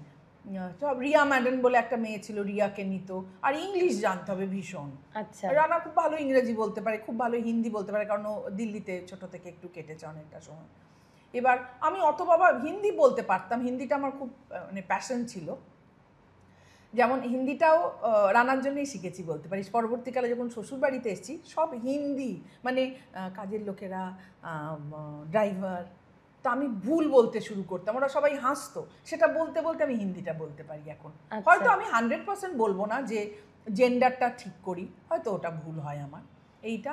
আর একটা কথা যেটা মিস করে গেছিলাম, যে বিভাস চক্রবর্তী এবং লীনা গঙ্গোপাধ্যায়ের জন্য আমি বাঙাল ভাষা শিখেছি। একটা হলো থিয়েটার, একটা হলো কেয়া পাতার নৌকো। হ্যাঁ, ফ্লোরে গিয়ে জানতে পারি, সাংঘাতিক। তখন লীনাদি বলেছিলেন তুমি না থিয়েটারের, বললাম হ্যাঁ পারবো, তুমিই পারবে, চেষ্টা করো। সেইটা আর ওই আমি কি করেছিলাম বলতো, ওই পদ্ধতি করেছিলাম, ফ্লোরে যাওয়া থেকে বাঙাল ভাষায় কথা বলতাম। আর ওই রানার ইংরাজি আর হিন্দি জানা, তারপরে কি বললে? আমি অত ভালো ইংরেজি বলতে পারতাম না। তারপরে কি বললে যে যে যখনই নিত একটা, তুই জানিস দুর্গাপুজোর কিছুর একটা হবে, কালো লম্বা চুলালা মেয়ে চাই না, এরকম শর্টগুলো বুঝিয়ে দিল। আমরা বিষ্ণুপুরে একজনের বাড়িতে গেলাম যার বাড়িতে মন্দির আছে, এবং বললে এই শাড়ি করতে হবে। যাওয়ার সময় বললাম, তুই তো সবসময় নাও গো রানা, ফর্সা ফর্সা মেয়েকে কেন? তখন রানার সঙ্গে আরও স্টুডেন্ট, আমরা 4-5 জন, ছোটো ছোটো সবাই আমরা। তখন বললো জানিস তো, আমি বললাম কেন রে, রানা নেয় না এতে? বললো না এই গল্পটা না কালো মেয়ে চাই, জানিস তো লম্বা চুল, আর আমার খুব লম্বা চুল ছিল তো। বললাম ও, আমি বললাম সবসময় ও ইংরাজি কথা বলা আর ফর্সা মেয়ে নেয় কেন? তাই বলে আমরা পাঠ করবো না? এবার এই ঝগড়া শুরু হতে হতে ওই বাঁকুড়া বিষ্ণুপুর ওখানে গিয়ে একজনের মামার বাড়িতে থাকলাম, তাহলে থাকা খাওয়া বেঁচে গেল, ওই পয়সাই নেই আমাদের। লোকাল ট্রেনে গেলাম, ওখান থেকে আসার পর না দুজনেরই একটা ভালো লাগা তৈরি হলো। মানে ওই কাজটা কত বছর হলো বিয়ে? কত বছর হলো? 91-এ রানার সঙ্গে প্রেমটা শুরু হয়, 96-এ বিয়ে করি। আচ্ছা, তার মানে 29 বছর বিবাহিত জীবন, 30, 31, 32, 33, 34, বাপরে 33 বছর পার হয়ে গেল, কেউ কথা রাখেনি। তোমার রানা কথা রেখেছে। সেটাই তো বলতে চাইছি যে আজকে তো প্রত্যেকদিন, মানে আমিও তার ভুক্তভোগী, যে প্রত্যেকদিন বিয়ে হয়, বিয়ে ভাগে। তো তোমার কি মনে হয় যে মেয়েরা তো মেনটেন করে বিয়েটা, ছেলেদের কি করা দরকার যেটা মেনটেন করার জন্য? মানে তুমি যদি সেটা বলো, একটা ছেলে আর মেয়ে বিবাহিত জীবনে থাকতে গেলে, মানে নিজের মেয়েদেরও তো তুমি নিশ্চয়ই বলো যে এরকম পুরুষই খুঁজবি। একটা হলো ব্যালেন্স, পুরো লাইফটাকে ব্যালেন্স করতে হয়, অ্যাডজাস্টমেন্ট, এই দুটো পাওয়ার না তোকে থাকতেই হবে। কাকে অ্যাডজাস্ট করতে হবে? মেয়েটা কেন? দুজনকেই। মানে শুধু আমি ছেড়ে গেলাম আর রানা শুধু নিয়ে গেল আর ভোগ করে গেল, এটা হবে না পুরুষ নারী। তোমাকেও, আমি যদি কিছু স্যাক্রিফাইস করি তোমাকেও পরবর্তীকালে স্যাক্রিফাইস করতে হবে। অন্তত স্বামী স্ত্রী বা যারা পার্টনার তারা দুজনে অন্তত বুঝুক যে ও তুই এটা করেছিস, তাহলে পরে বাবু আমি এটা ছেড়ে দিই, আমি এটা ম্যানেজ করছি। ছাড়াটা শিখতে হবে স্বরলিপি। আমি ছাড়বো না, শুধুই পাবো পাবো পাবো, ওইখানটাই কনফ্লিক্ট। মানে শুধু আমি পাবো, তুমি পাবে না, মানে তুমি স্যাক্রিফাইস করেই যাবে, এটাতে হয় না। কোথাও একটা খুব স্বামী স্ত্রীর সম্পর্কটা ভীষণ সূক্ষ্ম একটা লাইনের ওপরে দাঁড়িয়ে আছে, তো সেটা এতটাই কি বলবো, থ্যাংক ইউ, এতটাই তোর সূক্ষ্ম লাইনের ওপর দাঁড়িয়ে রয়েছে যে সেটা মানে আমি বলবো তোর ক্ষেত্রেও সেটা বা আমার ক্ষেত্রেও যদি এটা হতো, সেটা বিচার করা খুব ডিফিকাল্ট। কারণ স্বামী স্ত্রীর সম্পর্ক মুহূর্ত কোন জায়গায় গিয়ে খুব ঠুনকো তো টুক করে লাগে, ওই ওই লাগাটা না, মানে পাতলা ফাইন কাঁচের গ্লাস বাটি হলে না ওইটা বা ক্র্যাক হয়ে গেল। তো ক্র্যাকটা তো হয়েছে নিশ্চয়ই তোমার। হ্যাঁ, তো জুড়েছে কি করে? মানে নিজেরাই জুড়েছি। একটা মনে হতো আমি যখন ছোট বয়স, যখন দুটো বাচ্চা হয়নি বা একটা বাচ্চা হলো, অনেকবার হয়েছে এই কনফ্লিক্ট, অনেকবার মনে হচ্ছে পারছি না। আরেকটা হলো ইগো, আমার এরকম কেরিয়ার বেড়েই যাচ্ছে এবং বারবার ভাবছি আমার এই কেরিয়ারটা দাঁড়িয়ে আছে কিন্তু এই মানুষটা আমার পাশে আছে বলে। যতবার মনে হয়েছে যে ঝগড়া হচ্ছে, বললাম না এই না থাকলে তো আমি পারতাম না। তারপরে ধর যে কোনো ক্যারেক্টার, এই যে আজকে মা সিরিয়ালের হীরা আম্মা, 13টা ছিল, 2টো পা ছিল না, একটা পা। আমি বাড়িতে প্র্যাকটিস করতাম, আমি বলতাম না এই হিন্দিটা কী করে বলবো, বা ওই হিন্দিভাষী মানুষ এটা করলে কীরম করে হাঁটবে বা কীরম হবে, তার বডি ল্যাঙ্গুয়েজটা কী হবে। ভাবা একই প্রফেশনে দুজন আছে, বা ধরো এরকম হয় ভয় হতো, মনে হয় না যে ও তো খুব একটা কাজ করে না, ধরো বেশিরভাগ আর্নিংটাই তোমার এই মুহূর্তে তো এখন পুরোটাই আমার, পুরোটা তোমার। সেইখানটাতে বলবো না যে দুঃখ হয়নি, আফসোস হয়নি, কারণ খুব আফসোস হয়। রানা খুব শিক্ষিত একটা মানুষ, তো পড়াশুনো করা। পরবর্তীকালে এটাও মনে হয় এখন যে সিচুয়েশন, রানা পারবে না কাজ করতে, আর নিজের মতো ছাড়া, ছবি ছাড়া। ছবি করেছে ও, কিন্তু ও ক্যামেরাটা জানে, ও লেন্সটা জানে, ও লাইট জানে, ও লিখতে পারে ভালো, প্রচুর লেখে এখনও। নিজের একটি ছোট্ট গ্রুপ আছে, গ্রুপটা খুব আনন্দ করে গ্রুপটা চালায়। ও কম্পিটিশনের নাটকগুলো করে। আর যে যেরকমভাবে ডকুমেন্টারি বল, ও খুব ভালো তো অ্যাড শ্যুট করেছে, পরবর্তীকালে কর্পোরেটে চলে গেল। এমপিএস বলে একটা কোম্পানির হিউজ অ্যাড শ্যুট, মানে 300টা মশলা। হ্যাঁ এমপিএস না, এমপিএস ওই মশলা নয়, নানা রকম এর জিনিস, তোর খাবারের জিনিস সব অর্গ্যানিক। আচ্ছা, ওদের ঝাড়গ্রামে মেনে ছিল, তো সেটার হিউজ কাজ করেছে। তারপরে 2012 পর ওটা একটু লকডাউন হয়ে গেল, পুরোটা শাটডাউন হয়ে গেল। এই কিন্তু বুঝতে পারি যে এই মানুষগুলো না, আর কি হয়েছে, এই যে এটা করব না, ওটা ওর একটু আছে যে আমি সবটা করবো কেন। ও তো একটা টাইমে টানা কাজ করেছে, আকাশ আট বল, আলফা বল, তো ইগো তো বটে বলতে পারিস। মানে তোমার কাছে ইগো নেই, অন্য জায়গায় ইগো আছে। তো এই কারণে আস্তে আস্তে ব্যাকফুটে করেছে। হ্যাঁ আফসোস হয় যে রানা তো করতে পারে, কেন করে না। রানাদার সাথে আমি একটা করেছিলাম, সেই কি যেন হতো, একটা একান্ত গোপনে। হ্যাঁ, সেটাতে এর লিড করার কথা ছিল, ফোন ধরছিল না, এবার বলে তোমাকে কি করতে হবে, প্যাড দা ছিল একদম এটা আমার আজও মনে আছে। নিউ আলিপুরে শুরু হয়েছে, সেইখান থেকে প্রচুর লোকের সাথে আলাপ, আস্তে আস্তে কাজ। প্যাট ওর সেন্ট থমাসের ক্লাসমেটেরা। আচ্ছা আচ্ছা। তারপরে তোর এই আর কি, দেখ স্বামী স্ত্রী কনফ্লিক্ট থাকবেই। আমাদের বাবা মাকে দেখেছি, জেঠু জেঠিমাকে দেখেছি। তুমি খুশি তোমার যে আজকে যে মানে রিলেশনশিপটা নিয়ে, যে তোমার বাচ্চাকে দেখেছে বা নিজের রেসপন্সিবিলিটি গুলোকে, মানে একটা ছেলের যেটা আমার মনে হয়, মানে তুমি যদি আমি ভুল হই বলবে, রেসপন্সিবিলিটি গুলো নিতে জানে না বা নিতে চায় না, কারণ আমরা দিই না বলে। তাই এক্স্যাক্টলি এইটা আমারও মনে হয়। আমার এখন মনে হয় আমি কি দিইনি বলে অনেক কিছু পারে না। আমি তোকে বলছি রানা বাজার করতে পারে না, ধর বাজার করতে বললাম বিকেল 4টের সময়, বলবে এনে দেবো, তখন তোর সব বই, বাচ্চা দুটো আছে, কাজের লোকের আছে, ওরা খাবে কি মানুষ। বাচ্চাটা যখন প্রথম হলো, মানে দুটো মেয়ে, তো তোমার শুটিংয়ে যে প্রবলেম হচ্ছিল, যেতে পারছো না, মন খারাপ হয়নি? হ্যাঁ, কিন্তু খুব না কম টাইম আমি বসেছিলাম। আমার প্রডিউসার, আমি বলবো শৈবালদা, তুই একটা সিন করতাম না, একটা সিন করে একটা পার ডে দেবে। হ্যাঁ, তুই শুধু এটা করে দিয়ে যা। আমি তো এই প্রডিউসার, এই টেকনিশিয়ান পেয়েছি, এই ডিরেক্টর পেয়েছি, আমি তো তোকে বলছি ফ্লোরে লীনাদির কাজ করেছি, লীনাদি তখন রাইটার, গিনি হলো আমার, গিনি পেটে পারছি না 7-8 মাস, একটাতে আমাকে উকিল করে দিল, কেন বলতো, তাহলে পুরোটা বন্ধ থাকবে। কষ্ট হতো না মানে 3টে ওরকম serial। ইয়ে নিয়ে তুমি? না রে, আমি খুব ফিজিক্যালি ফিট ছিলাম প্রথম কথা, আর কাজ করেছি মনে হয় ভালো, তারপরে উঠতে পারছি না, বললো তাহলে ক্যামেরা নিয়ে চলে যাব, কটা ফোন কল দিয়ে দিবি শ্যুট করে, আমি আসছি। আমি ট্রলি লাইন পেরোতে পারতাম না, কারণ আমার 2 বেবি খুব স্বাস্থ্যবান হয়েছিল, 4.5 কিলো। ওরে বাপ রে, এইরকম মায়ের ওই রকম বেবি তো হবে।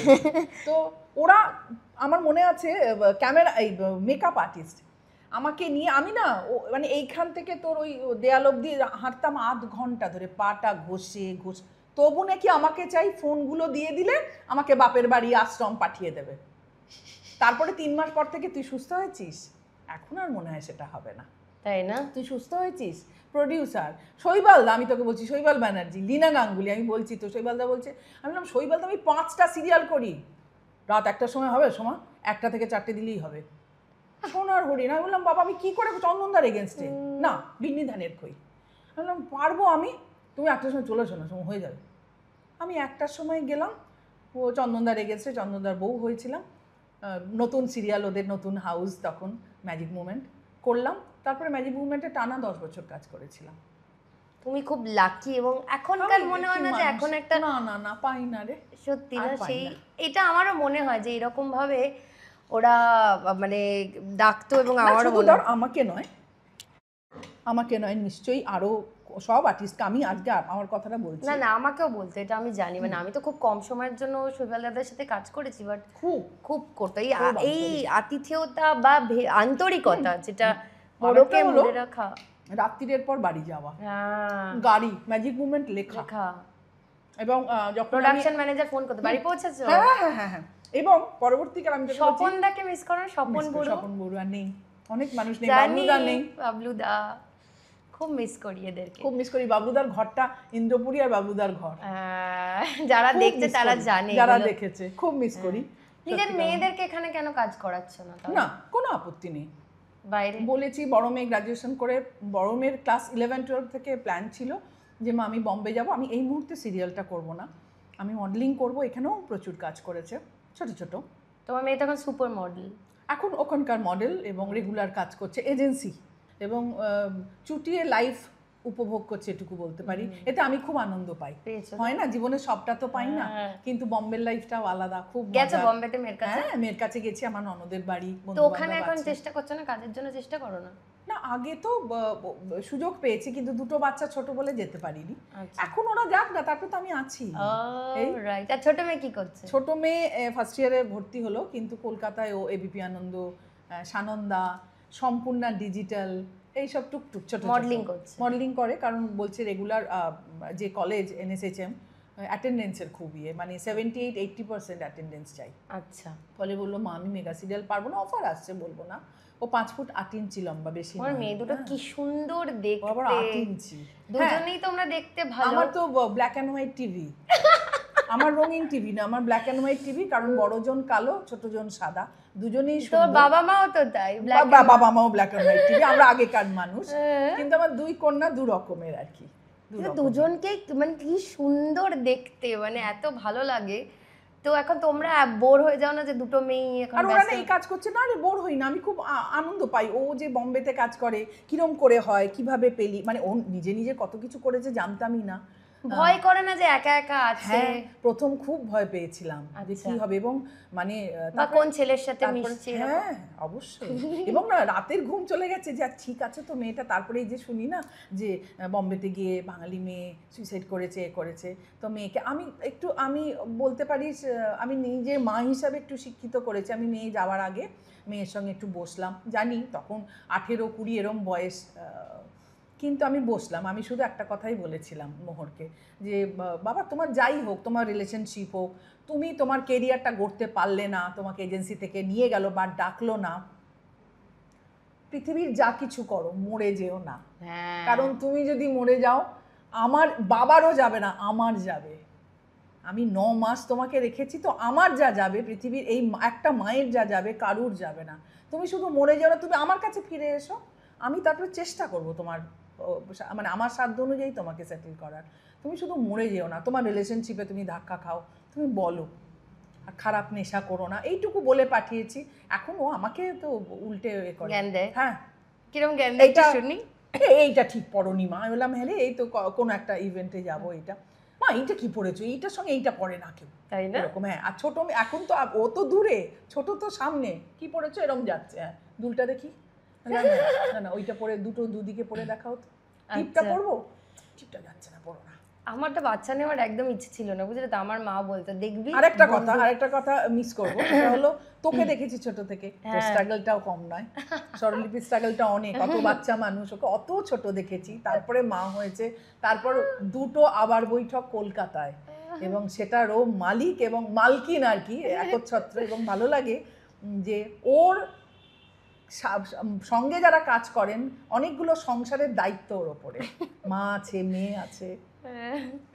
খুব ভালো লাগলো সত্যি, থ্যাংক ইউ সো মাচ। এবং আমি এতদিন পর তোমার সাথে দেখা করে এরকম একটা জায়গায় আড্ডা মেরে আমাদের কি ভালো লাগছে এই অনুষ্ঠানটা। আমারও ভালো লাগলো, কথা বলার তো লোক পাই না, পুরো নস্টালজিক হয়ে গেল। ছোট কিন্তু ও অনেকটা জানে বলে ওর সঙ্গে কানেক্ট করতে পারলাম। একদম সেটাই। অনেক ছোট, আমার কন্টেম্পোরারি নোটস, কিন্তু তুই জানিস অনেকটা। তোমার সাথে আমি কোনোদিন অভিনয় করিনি না, আমার দুঃখ। এক সিরিয়াল কিন্তু এক বইতে ছিলাম না, কোনোদিন কাজ করিনি, এটা আমার দুঃখ। আমি মোটামুটি সবার সাথে করেছি। না, এখনো সময় আছে, পারবো।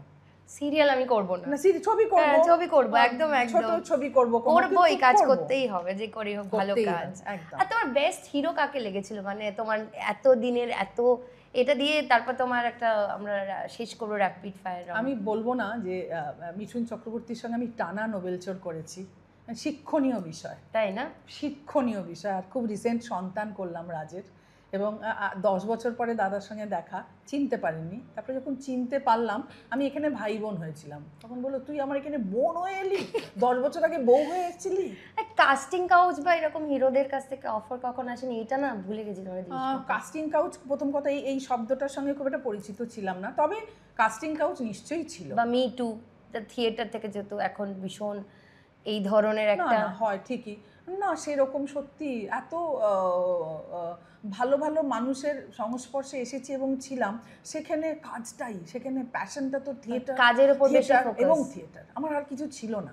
তোমাকে কখনো থিয়েটার করতাম, মানে বিভাসদার সঙ্গে, তুই তো ওখানে শিক্ষানবিশ, মানে ওদের কাছে কাজ করা মানে বুঝতে পারবি, সারাক্ষণ তোকে, আর সারাক্ষণ এনএসডির গল্প, সারাক্ষণ ওরা কলেজ লাইফে কি করেছিল, তোকে আমার খুব এনরিচ হতাম। হয় না সবসময় নিজে এটা করছি বলে না, আমি শুনেও শিক্ষা হয়, একদম এইটা হতো। তো তুমি সিনেমা জগতে, সিরিয়াল জগতেও কখনো এরকম মি টু বা এগুলো শিখা? হ্যাঁ, পেয়েছি, বলবো না পাইনি, কিন্তু কি সুন্দর জানিস তো, নেইও একজন ক্যামেরাম্যান বলতে পারিস, হয়তো ডিরেকশনও দিয়েছেন, অভিনেতা, আমি নামটা বলছি না, তার কিছু ক্ষেত্রে তিনি পরিচিত এবং অনেকে জানেন।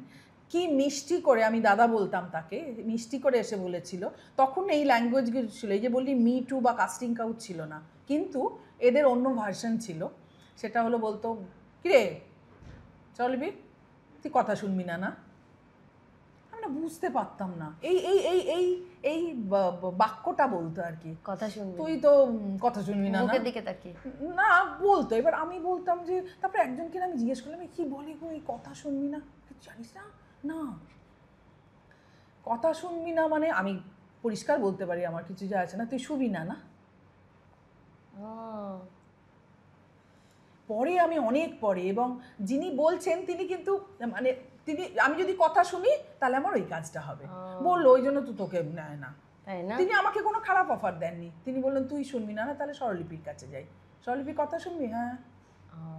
এরকম সোমা, রমা, আরও যারা আছেন, তো সোমা না শুনলে রমা শুনবে, রমা না শুনলে সোনা শুনবে, কেউ একটা শুনবে, তো ওইটা ছিল কথা। মানে এইগুলো কাস্টিং কাউচ বললাম না, মিটু ছাড়া অন্য ভাবে বলতো, এটা পেয়েছি, এবং তোকে বিরক্ত করবে না, সেই কাজটা থেকে বাদ দেবে, বিরক্ত করবে না, তাতে কি হবে, তুই বুঝলি যে আচ্ছা এই কাজটা কি তাহলে ওকে নিল, তাহলে কি ও কথা শুনেছে, এটা তোর মনে হবেই, ঠিক আছে, কিন্তু তুই অপেক্ষা করলে পরের কাজটা তোকে পাতে পেতে। তুমি এটা বলতে চাইছো, মানে আমি এখন বাচ্চা ছেলে মেয়েদের বা যারা আছে, আমি তোমার কাছে কিছু জিনিস করতে চাই, যে ধরো এখন কেউ অভিনয় করতে আসছে, তো তাদের কি কি জানা উচিত একটা অভিনয়ের ব্যাপারে, মানে কি কি মন থেকে বা ধরো কিভাবে আসা উচিত বা কি কি নিয়ে, অ্যাক্টিং তো আর একদিনে তৈরি হয় না, তো কি কি করা উচিত? আর এই যে কথা শুনি বা কাস্টিং কাউচে না যাই বা মিটুতে না পড়িও, যে তুমি সোমা চক্রবর্তী এত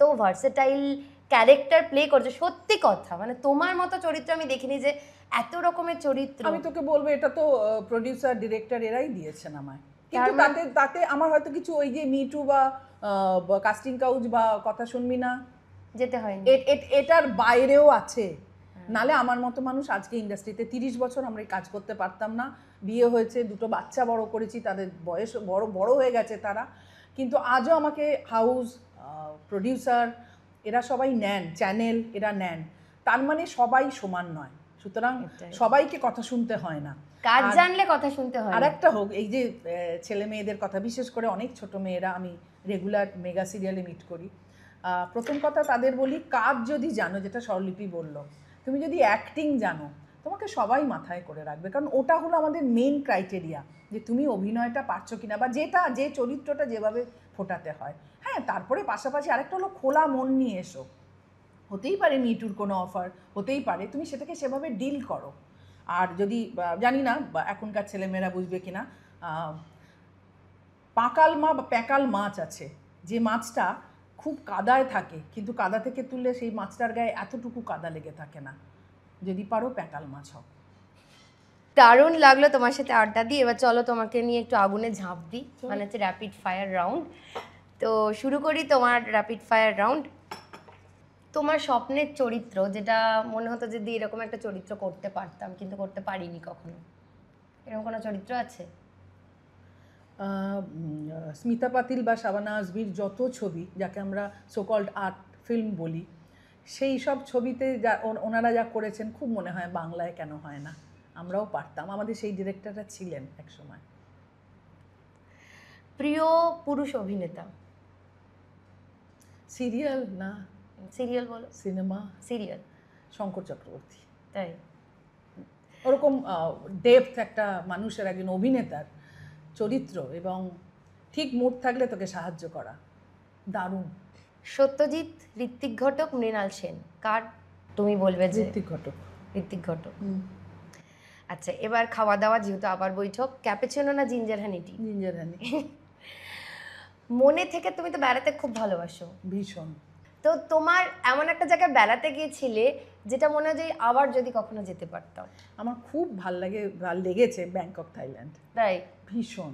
সপরিবারে গেছিলেন না রানাদার সাথে? না, বান্ধবীরা মিলে। ও, এইটা দারুণ। বলো। আমার এখন এই কোভিডের পর 50 বছর হয়ে গেছে আপনাদেরকে বলি, ফলে তখন ডিসাইড করলাম যে না, অনেক ডিউটি করেছি, এবার একটু নিজের জন্য বাঁচবো। আমি একটা ছোট্ট কবিতা বলি প্লিজ। মেয়েদেরকে নিয়ে এবং নিজেদেরকে নিয়ে। আমার এক বান্ধবী সুমনা, ও কবিতার মানুষ একেবারেই, তো ভারী সুন্দর, খুব অনেক কিছু ওর স্টকে আছে। তো একটি কবিতা পাঠিয়েছিল নারী দিবসে, আমার এত ভালো লেগেছে যে কবিতাটা আমি আপনাদেরকে একটু পড়ি, খুব ছোট্ট। এটা ভীষণ নিজেকে ভালোবাসি বলে আরও ভালো লাগলো। নিজেকে ভালোবাসতে ভুলে গেলে বাকি সব ভালোবাসাই একদিন অর্থহীন হয়ে যায়। তুমি সবার জন্য ভাঙবে, সবার জন্য ছুটবে, কিন্তু শেষে তোমার ভাঙা টুকরোগুলো কুড়োবে কে, জুড়বে কে? একটু নিজের দিকে তাকাও, নিজের জন্য সময় রাখো, নিজের হাসির মানে খুঁজে নাও। জানো, তোমার সুখ না থাকলে তোমার দেয়া ভালোবাসাও একদিন মলিন হয়ে যাবে। নিজের জন্য বাঁচাটা স্বার্থপরতা নয়, এটা বেঁচে থাকার প্রতি দায়। তুমি যদি নিজেকে আগলে না রাখো, তাহলে কে রাখবে? এরপর আর কোনো কথা বলবো না এই কবিতাটা দিয়ে। থ্যাংক ইউ সো মাচ সোমাদি, খুব এটা সবার ক্ষেত্রে, আমার মনে হয় স্বরলিপির ক্ষেত্রেও, এটা সবার ক্ষেত্রে, সব নারীদের ক্ষেত্রে বলছি। ভেঙে ভাঙা গড়ার খেলায় আমরা সবাই আছি, এবং আমাদের নিজেদেরকে ভালোবাসাটা খুব জরুরি, খুব জরুরি। এই যে তুমি একটা গ্রুপ বানিয়ে বেড়াতে গেছো, কি খুশি হয়েছে। এবং এরকম অনেক গ্রুপ আছে আমার, হ্যাঁ, মেয়েদের গ্রুপ, বিভিন্ন বয়সের। এবং আরেকটা কথা বলি আপনাদের, সেটা হলো এই যে স্টুডিওতে আমি বিভিন্ন বয়সের হিরোইন, বোন, ভাই এসব পাই না, এদের নিয়েও আমার ছোট গ্রুপ আছে। কারুর বয়স 26, কারুর 30, কারুর 45, কারুর 38, কিন্তু এদের থেকেও না প্রতিদিন আমি শিখি এরা কিভাবে ভাবছে, কিভাবে জীবনটাকে নিয়ে ওরা এগোবে, কি প্ল্যান করছে, ফলে সেটাও কিন্তু একটা শিক্ষা। একদম প্রত্যেকটা জেনারেশনের থেকে শেখা যায়। এই যে আজকে এই ক্যামেরাগুলোর পেছনে যারা আছেন তারা এত মিষ্টি ছেলে মেয়ে এই যে কাজ করছে, আমার খুব ভালো লাগলো। মিষ্টি মিষ্টি সব নাম, পদ্মপর্ণা, সৌরভ, একটা প্রত্যুষা। প্রত্যুষাটা মনে আছে কেন বলি, ছোট মেয়ের নাম ভেবেছিলাম রাখবো প্রত্যুষা, পূজিতা রেখেছি, কিন্তু প্রত্যুষাটা আমার খুব মনে আছে। তো আরও আছেন অনেকে। এরা না থাকলে আমি নই, তো আমার কোনো অস্তিত্বই নেই। সেরকম স্টুডিওতেও তাই, বা আমার পরিবারও তাই, একে অপরের পরিপূরক আমরা, তাই না? Thank you so much. Thank you. তোমার জন্য আমার কিছু গিফট আছে, সেগুলো তাড়াতাড়ি দিয়ে দিই আমরা। তোমার জন্য আছে হাটারি গ্রিলসের তরফ থেকে একটা 750 টাকার ভাউচার। লাস্ট্রাদার তরফ থেকে আছে 25% ডিসকাউন্ট ভাউচার, এটা লাস্ট্রাদা পাবলিকেশন। ডেজের তরফ থেকে আছে 30% ডিসকাউন্ট ভাউচার। তুমি আবার বৈঠক থেকেও এই দুটোর বই কিনতে পারো। হ্যাঁ, ওকে ওকে, এটা ভালো হলো। আর আবার বৈঠকের তরফ থেকে আছে 1000 টাকার ভাউচার। তার মানে খেতে হবে এবং এসে বইটা পড়তে হবে। Thank you. আরেকটা আছে अन्नपूर्णा स्नैक्सের তরফ থেকে আছে গিফট হ্যাম্পার, बहुत स्वादिष्ट है। থ্যাংক ইউ আপনাদের সকলকে। এবার থাকছে আপনাদের জন্য প্রশ্ন। আমাদের আজকের অতিথি সোমা চক্রবর্তী, তিনি তার মতে কতগুলো সিরিয়ালে কাজ করেছেন, তিনি কিন্তু এপিসোডে বলেছেন, সেটা মন দিয়ে শুনুন এবং উত্তরটা দিয়ে দিন। আর হ্যাঁ, অবশ্যই কিন্তু উত্তরটা কোথায় দেবেন জানেন তো? এই যে ইমেল আইডিটা যাচ্ছে, এই ইমেল আইডিতে, একদম কমেন্ট বক্সে দেবেন না। আর ভালো লাগলে অবশ্যই সাবস্ক্রাইব করুন, শেয়ার করুন, আর লোককে বলুন, এবং কমেন্টও করবেনই। ভালো লাগছে আপনাদের কমেন্টগুলো, বেশ মজার মজার কমেন্ট আসছে। Thank you so much.